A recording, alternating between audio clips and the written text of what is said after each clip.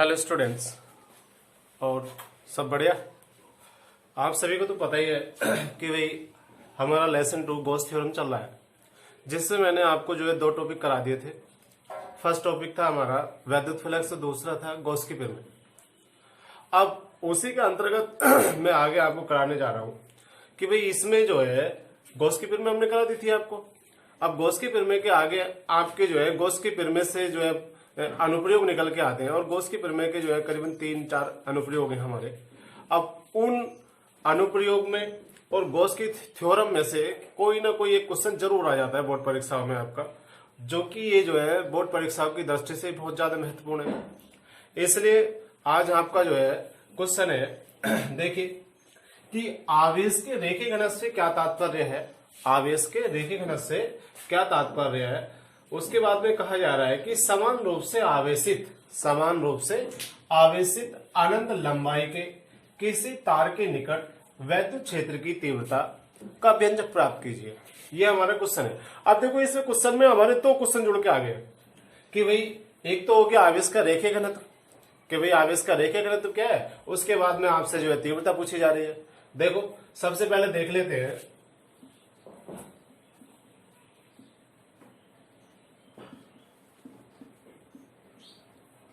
आवेश का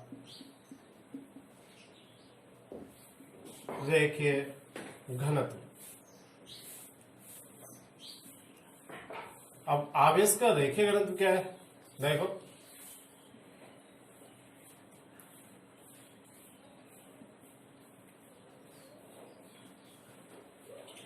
लीनियर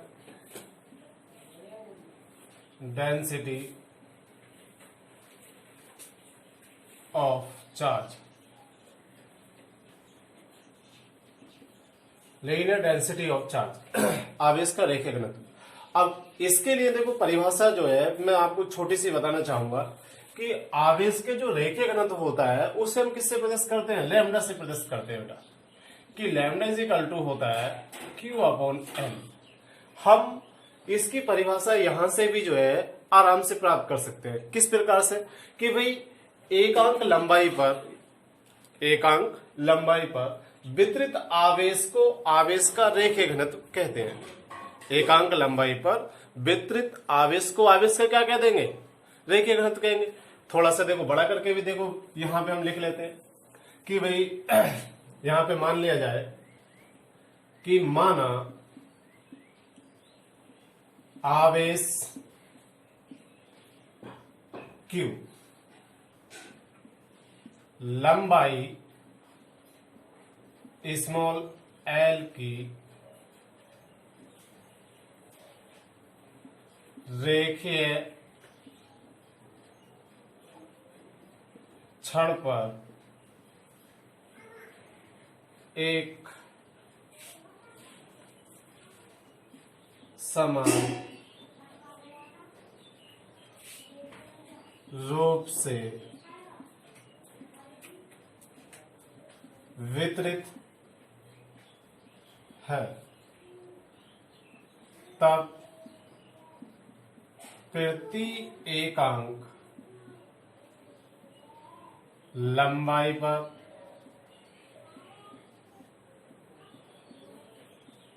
वितरित आवेश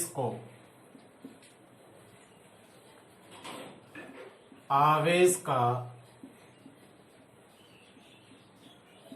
रेखीय घनत्व कहते हैं। इसे लैम्डा से प्रदर्शित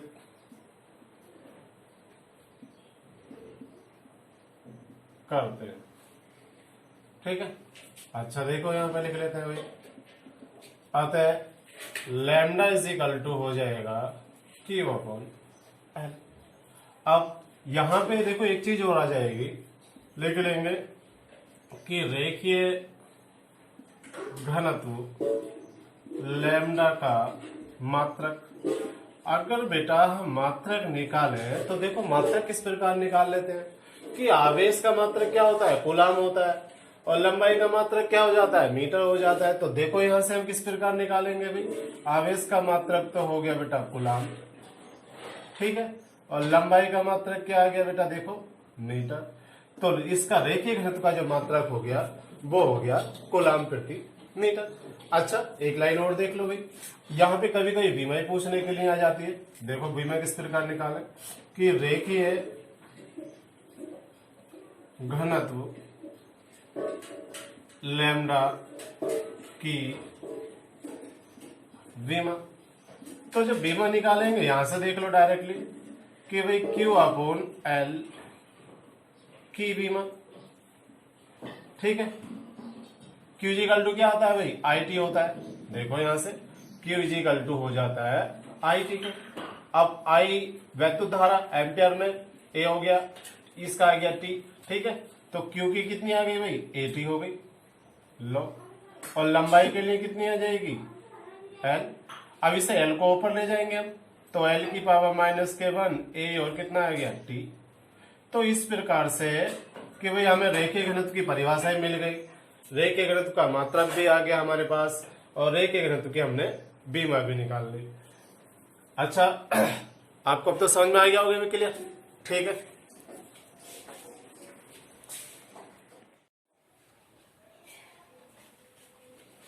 हेलो स्टूडेंट्स, अभी मैंने आपको बताया आवेश के रेखीय घनत्व के बारे में। अब इसका जो दूसरा पार्ट है जिसमें दिखा रखा है कि समान रूप से आवेशित अनंत लंबाई के किसी तार के निकट वैद्युत क्षेत्र की तीव्रता। अब हमें क्या देखनी है, वैद्युत क्षेत्र की तीव्रता देखनी है। जब वैद्युत क्षेत्र की तीव्रता देखनी है तो देखो जरा यहाँ पे हमने करना क्या है कि सबसे पहले हम बनाएंगे यहाँ पे ये डायग्राम। अब इसमें क्या है कि हमने एक अनंत लंबाई की छड़ ली और जिससे प्लस के Q चार्ज दे रहा है। अब ये चार्ज जो इस पे एक समान रूप से क्या है, वितरित है। अब इस छड़ से R दूरी पर एक बिंदु यहां पे हमने लिया P, जिस पर हमें वैद्युत क्षेत्र की तीव्रता निकालनी है। जब वैद्युत क्षेत्र की तीव्रता में यहां पे निकालनी है तो बिंदु P से होकर गुजरने वाला एक गॉसियन बेलनाकार पृष्ठ खींच लेंगे, जिसे हम क्या कह देते हैं, गॉसियन पृष्ठ कहते हैं। और इस बेलन की जो लंबाई है वो कितनी है, स्मॉल एल है। अब देखो चित्र में दिखा रखा है ई का वेक्टर और डीए का वेक्टर दोनों क्या है, एक ही दिशा में, तो इनके बीच बनने वाला कोण भी कैसा होगा, 0 होगा। अच्छा आगे देखिए अब कि यहां पे लिख लेंगे आंसर में कि माना अनंत लंबाई की एक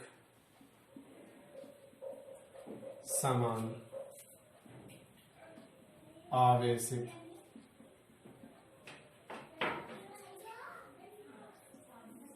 छड़ से स्मॉल r दूरी पर एक बिंदु P है, जिस पर वैद्युत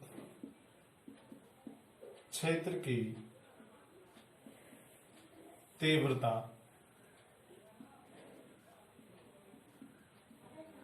ज्ञात करनी है।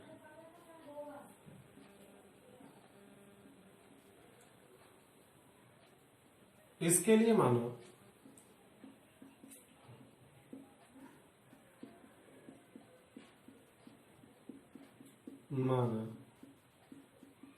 बिंदु P से होकर गुजरने वाला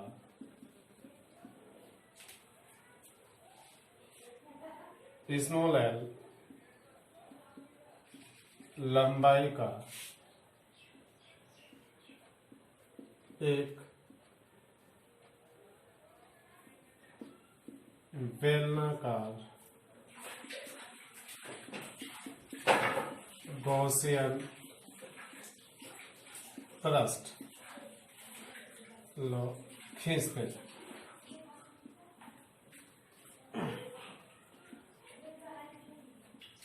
पृष्ठ पर एक अल्प अवयव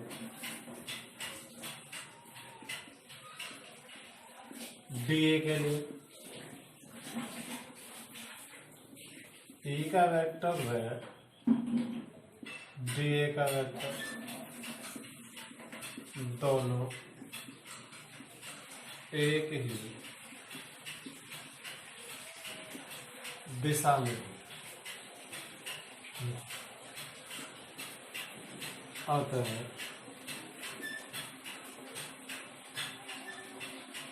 अल्प अवयव से होकर गुजरने वाला फ्लक्स, वैद्युत फ्लक्स लिख लेते हैं, वैद्युत फ्लक्स। अब जब वैद्युत फ्लक्स निकालेंगे तो देखो भाई, दो भाग करने पहले हमने निकाला छोटे से अवयव के कारण D five E is equal to E का वेक्टर इंटू डी ए का वेक्टर, और D five E is equal to हो जाएगा ई डी ए, और कोस हो गया 0। तो कोस 0 की वैल्यू हो जाती है बेटा 1, तो ई डी आ गया। अब क्या करना है, संपूर्ण से निकालना। देखो यहां पे लिख लेंगे कि संपूर्ण बेलनाकार पृष्ठ से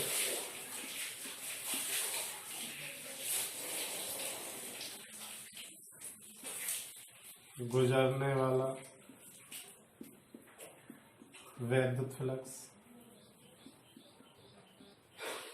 अब जब संपूर्ण से निकालेंगे तो देखो कितना आएगा भाई, केवल हो गया 5, और 5 इज इक्वल टू आ जाएगा इंटीग्रेशन ई का वेक्टर इंटू डी ए का वेक्टर।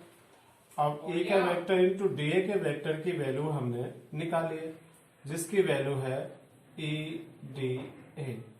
अब 5 ई की वैल्यू अगर निकालेंगे तो ई को हमने बाहर निकाल लिया, यहाँ पे इंटीग्रेशन का चिन्ह लगाएंगे और आ जाएगा हमारा डी।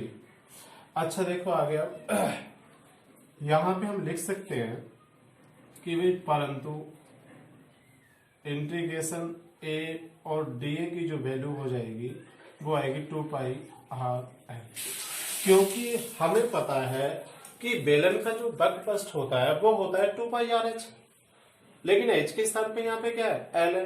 तो इसलिए इंटीग्रेशन ए इंटू डी ए की वैल्यू जो हो जाएगी वो 2 पाई आर एल आ जाएगी। जब 2 पाई आर एल आ गई तो देखो जरा कितना कर सकते हैं कि हमारे पास 5 ई की जो वैल्यू मिल गई, अब हो जाएगा ई गुणा 2 पाई आर एल, ये मान लो समीकरण 2।